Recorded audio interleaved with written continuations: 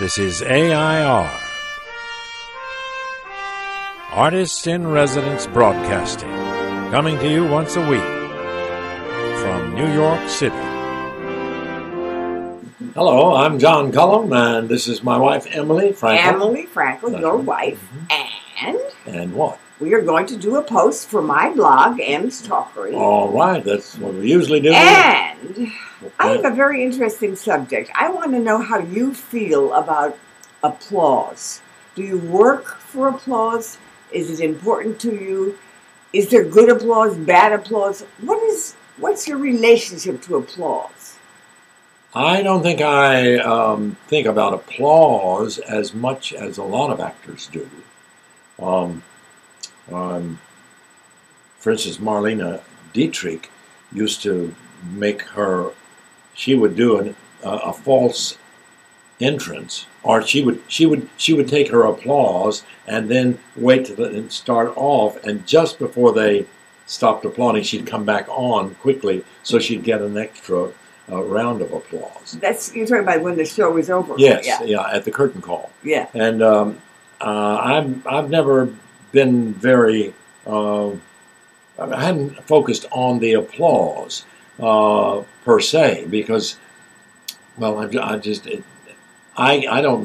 can't tell the difference really in applause in a 99-seat house or a 2,000-seat house or even a 5,000-seat house. So when is it good? It's good when it means the show has been good. And is it because of the sound of applause, the volume of the applause? Well, if you have an uproarious kind of roar of applause, that's not something you're going to ignore or not be excited about. I don't mean to say I don't like applause. I like it, and there is a different quality of applause. You know that as a performer. Oh yeah. I mean, I'd hate to be in a situation where I didn't get any applause. But is applause more important than laughs? Well, I get a great deal of pleasure out of laughs. Oh, you said something funny. You said when you were working on playing in Detroit, the show that you were in. Yes.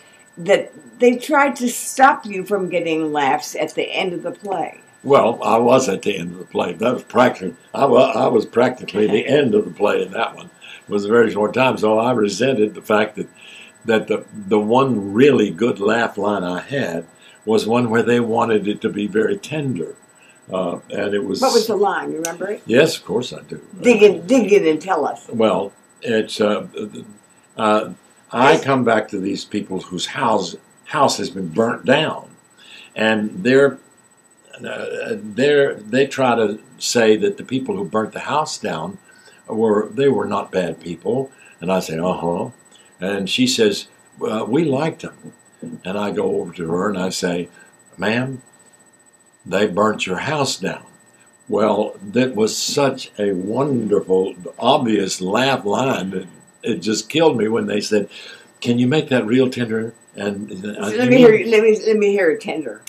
It would be, ma'am, they burnt your house down. Oh, that's good. John, Cullum, you should be an actor. Yeah, well, you should be a director. That's what the director said. Oh, that's really good. I hated to lose that laugh.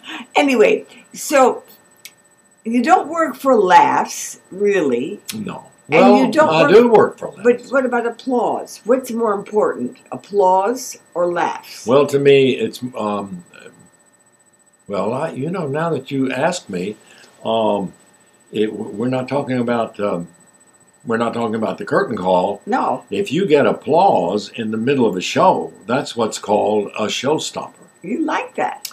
Well, that you can't ignore. I mean, that is you really feel good about that if you stop the show. And but I hone and work on lines over and over in order to get the laughs. Now, Richard Burton, you always thought he used. He told me he wanted the laughs. Yeah, well, I know Richard pretty damn well, and I could tell that if you ever told him where a laugh was, in a show, he would kill the laugh deliberately. He never would do it. He would never go for a laugh again. Are you like that? No, I'm just the opposite. So sum it up, because it's time for us to end this discussion. Well, let me put it this way. Laughs and applause should not dominate your feeling about performing. But my goodness, they are a lot of pleasure. All right, John Cullum, I think I will hire you for the next big show that I do as a producer. Okay, maybe you'll write one. We'll see you next time. So long.